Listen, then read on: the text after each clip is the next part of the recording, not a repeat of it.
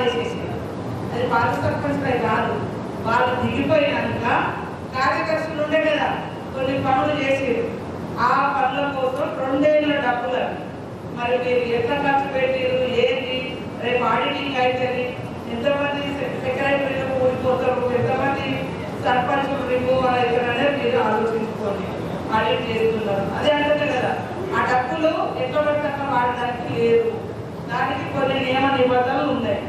ఇప్పుడు మళ్ళా అది ఇంకా కొంచెం ఫ్లెక్సిబుల్గా ఉండే, కొంచెము ఇట్లా ఉండే, మనం ఏదైనా ఊర్లో డిసైడ్ చేసుకోవడానికి, లేకుంటే ఊర్లో మనకు సొంత నిధులు లేకున్నా వాళ్ళు డబ్బులు ఇచ్చేది. కానీ ఇప్పుడేమంటారు, మీరు సొంతంగా డబ్బులను కూడా తయారు చేసుకుంటేనే మీరు చేసుకునే దాన్ని బట్టి మేము ఇస్తామంటున్నాం. మొన్న నేను కూడా అక్కడ మాట్లాడినా, మా అన్ని ట్రైబల్ గ్రామాలు 300 జనాభా ఉండేవి ఉంటాయి, చిన్న చిన్న ఊళ్ళు ఉంటాయి, వాళ్ళ దగ్గర సొంతంగా 10,000, 50,000, 1,00,000, 2 లక్షలు ఎక్కడి నుంచి వస్తాయి, 10,000 రావడమే కష్టం అని అంటే, లేదు మీరు ఖచ్చితంగా మీ వాళ్ళు సొంతంగా కూడా ఓన్ రిసోర్స్ అంటారు. మీరు ఇప్పుడు లక్నవరం పోతే వాళ్ళు ఒక చెక్ పోస్ట్ పెడతారు, ఆడవాసం చేస్తారు, మేడం కాడ పోతే ఒక చెక్ పోస్ట్ ఉంది, ఆడవాసం చేస్తారు, రామక్క పోతే అక్కడ చెక్ పోస్ట్ ఉంది, అక్కడ వసూలు చేస్తారు. అంటే ఇది కనబడుతుంది. ఇంకా మీరు ఏదైనా కొత్తగా ఏదైనా పని కల్పించుకోలేనా మీరు సొంతంగా వనరులు సృష్టించుకోవాలి.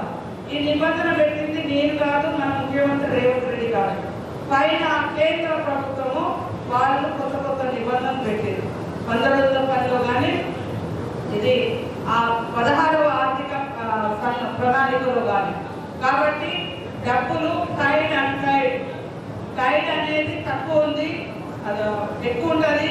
అన్టైడ్ అంటే వేరే వాటికి ఇష్టం వచ్చినట్టుగా ఎక్కువ డబ్బులు ఖర్చు పెట్టవద్దు అనేది నియమ నిబంధన ఉంది.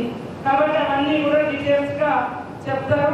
తర్వాత సాలిడ్ వేస్ట్ మేనేజ్మెంట్ మీద కూడా మరి మనం ఎట్లా గ్రామాలలో వేస్టేజ్ ఎట్లా ఉంటుంది, దాని ఎట్లా మనము మళ్ళా రీసైక్లింగ్ చేసుకోవచ్చు అనేది కూడా మీకు ఇవ్వడం జరుగుతుంది. అదేవిధంగా ముఖ్యంగా గ్రామ పంచాయతీ స్వయం ఆదాయ సమృద్ధి, అదే ఓన్ రిసోర్సెస్, అవి ఖచ్చితంగా మీరు దృష్టి పెట్టాలి. టూరిజం గ్రామాలు ఉంటాయి, లేదా ఎవరైనా ఇప్పుడు మీకు వచ్చేది 3 రకాల ఫండ్స్. ఒకటి 16వ ప్రణాళిక కేంద్ర ప్రభుత్వం, తర్వాత స్టేట్ ఫైనాన్స్ నుంచి కొంత వస్తుంది, తర్వాత మీరు ఊర్లో తయారు చేసుకునేది ఉంటుంది. ఇప్పుడు కేంద్రం ఏమంటుంది, మీరు ఊర్లో ఎట్లా తయారు చేసుకుంటారో మీరు ఆదాయాన్ని బట్టి మీ పర్ఫార్మెన్స్ బట్టి మేము ఇస్తాము అంటున్నాం. అందుకని ప్రతి ఊరు కూడా ఖచ్చితంగా ఆదర్శవంతంగా ఉండాల్సిన అవసరం ఉంది, ఆదాయాన్ని కూడా పెంచుకోవాల్సిన అవసరం ఉంది. ఈరోజు మన గ్రామాలు ఆదర్శవంతమైన గ్రామాలుగా తీర్చిదిద్దాలంటే ఇల్లును ఎట్లా సగబెట్టుకుంటామో ఊర్ను కూడా మీరు ఆ రకంగా సగబెట్టుకోవాల్సిన అవసరం ఉంది. మరి ఇలా గెలిచినాం 6 నెలలు అయిపోయింది, మేము గెలిచిన 3 ఏళ్ళు అయిపోయింది, మేము కూడా కొంత పరిగెడుతున్నాము, మీరు కూడా చూస్తూ ఉన్నారు. వారంలో 2-3 రోజులు ప్రతి ఊరు ప్రతి పల్లె ప్రతి ఒక్కరికి మేము కూడా రాష్ట్రం చూసుకుంటూ ఇక్కడ కూడా చూసుకుంటున్నాం, తిరుగుతున్నాం. మరి గ్రామంలో ఉండే సర్పంచ్ పొద్దున్నేగానే వాడవాడలో తిరిగి అక్కడ సమస్యలు తెలుసుకొని, తర్వాత గ్రామ సభ్యులందరితో మీటింగ్ పెట్టుకొని, అధికారులందరూ మీటింగ్ పెట్టుకొని ఈ గ్రామంలో ఎట్లా ఆదాయాన్ని పెంచుకుందాం, ఏ దాని మీద ఫైన్ వేస్తాం, ఏ దాని మీద మరి ఏదైనా సేల్స్ పెడదాం, లీజులు ఇద్దాం, షాప్లో ఇల్లు ఏదో అట్లాంటివన్నీ ఉంటాయి. కాబట్టి వాటిని కూడా మీరు సృష్టించుకోవాల్సిన అవసరం ఉంది.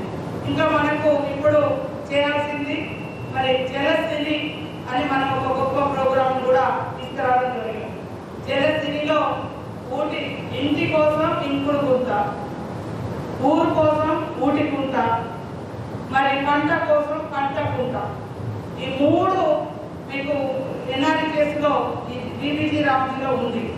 కాబట్టి వాటిని చెక్ డ్యామ్లు, చెరువులు, కుంటలు అవి కూడా సమృద్ధిగా చేసుకోవాలి. ఈరోజు రాష్ట్రానికే ఊపిరితిత్తు అంటే ములుగు, ఎందుకంటే ములుగులోనే అత్యధికంగా అడవులు ఉన్నాయి. సర్పంచులు కూడా దయచేసి, మేము కూడా భూమి పోరాటం చేసిన వాళ్ళే భూపోడు, కానీ ఇక కొట్టుకున్నది చాలు, ఇక కొట్టకుండా అడవులను కాపాడు.